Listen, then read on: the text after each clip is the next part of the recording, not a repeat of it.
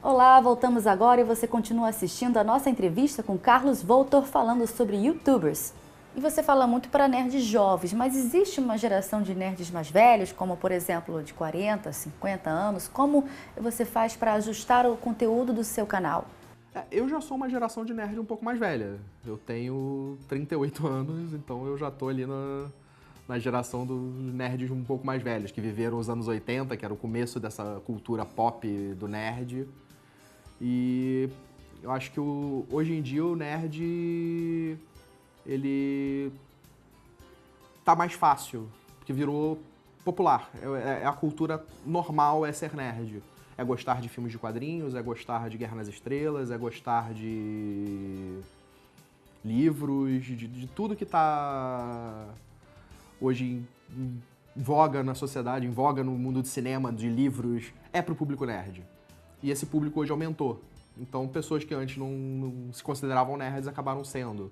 Seja fã de Harry Potter, seja fã de Senhor dos Anéis, seja fã de Guerra nas Estrelas, Jornada nas Estrelas, seja do que for, é um pouco nerd também. Você fala para todos ou só para nerds? A ideia, por exemplo, do meu programa em si é falar pra todo mundo. É falar pra quem gosta de cinema, pra quem gosta de ler, pra quem gosta de aprender um pouco mais ou de conhecer um pouco mais. Eu tô aprimorando exatamente o modo de falar de um modo simples, que não seja muito técnico, que não seja muito rebuscado, que seja um modo objetivo e direto. Falar o assunto que eu quero falar de modo rápido, objetivo. Os meus vídeos têm em média de 8 a 10 minutos, né, exatamente para não desgastar demais e ser objetivo para falar para todo mundo. Onde e como você busca as informações para o seu canal? Geralmente para filme, são filmes que eu sempre assisti, ou filmes de lançamento que eu vou assistir no cinema, ou numa pré-estreia, ou numa cabine de imprensa. São livros que eu tô lendo, já li ou gostaria de ler, então eu pego para ler e vou fazer sobre esse vídeo. Quadrinhos também, quadrinhos clássicos, coisas antigas, que eu tenho uma coleção de mais de 5 mil quadrinhos. Então, ou quadrinhos. Então, as informações eu tenho. E o que eu não tenho, eu pesquiso. Aí eu vou buscar geralmente a internet. Então, hoje em dia, pesquisa você faz pela internet. Então, pegar curiosidades, detalhes. Ah, esse filme ele foi pensado como? Por que o diretor colocou isso no filme? Isso faz sentido? Por que ele escolheu essa paleta de cor para ser nesse filme? Tentar pegar o maior número de informações possíveis para quando eu for falar daquele filme, eu compreender não só o que eu entendi, mas tentar entender o que o diretor quis contar. Para ver se as duas coisas até casam. Se o que eu entendi foi o que ele quis me mostrar. Porque isso também é uma coisa que eu acho bem complicada e que é difícil de se fazer. Às vezes você criar uma história e você fazer com que a pessoa que está vendo a sua história entenda exatamente como você quer que ela entenda. Você tem tido um retorno gratificante? Eu tô tendo agora um acesso a algumas coisas a mais, como, por exemplo, cabines de imprensa, que eu não ia. Eu até já tive isso no passado, quando eu fazia crítica de cinema para sites também, mas eu tinha parado de ir. E agora eu voltei a ter acesso à cabine de imprensa, eventos, eu fui palestrar sobre cinema, falando sobre filmes no Cineclube de Ficção Científica que acontece no Planetário. Então eu tenho pequenas coisas que, tipo, eu fechei acordo com uma barbearia, fechei acordo com uma lanchonete que vai fazer um hambúrguer do canal. Então tem algumas coisas que estão surgindo aos poucos, né? Mas tudo começa devagar. Carlos, quanto tempo leva para fazer um vídeo? Quanto tempo de produção até ser publicado? Pegando do começo, de definir o tema.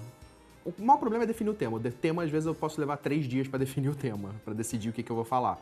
Mas tendo já o tema definido, o tempo perdido em pesquisa, filmar e editar, eu gasto de 2 dias, 1 a 2 dias.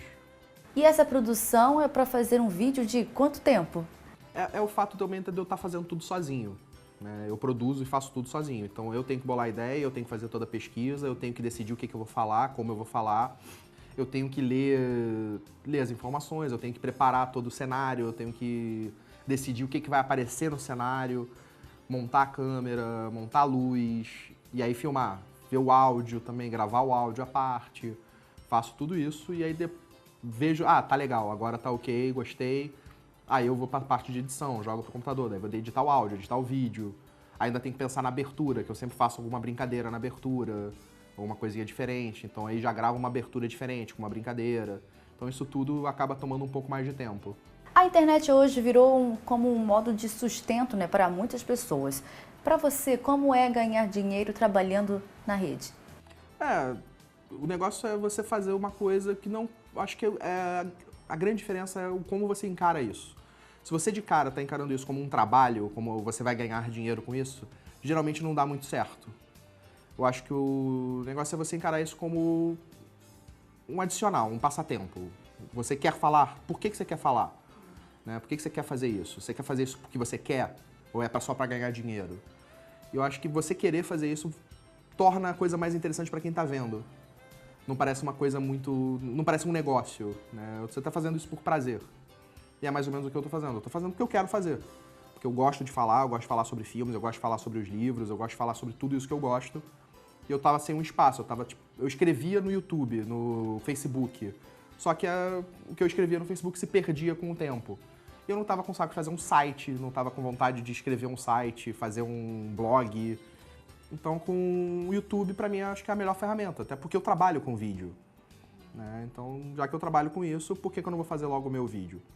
Eu tentei fazer outras coisas, como eu fiz um canal de terror, eu tentei fazer webséries, cheguei a fazer uma websérie com um grupo de amigos que até foi parar no Multishow.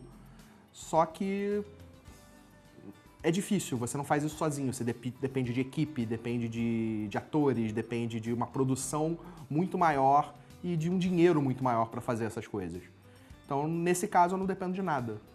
Não gasto dinheiro com nada, eu não tenho custo para produzir, o custo é tempo, na verdade, né? Eu gasto meu tempo para fazer isso, e só o meu tempo. Então, eu não dependo de mais ninguém. Então, eu estou me divertindo fazendo isso. É trabalhoso, é estressante? Porque eu fico sempre correndo atrás para produzir, para pensar nas ideias, para ter o insight do que eu vou falar. Mas é legal, porque é uma coisa que eu gosto. E no próximo bloco você vai conferir mais um pouco da entrevista com Carlos Voltor falando sobre YouTubers. Voltamos já!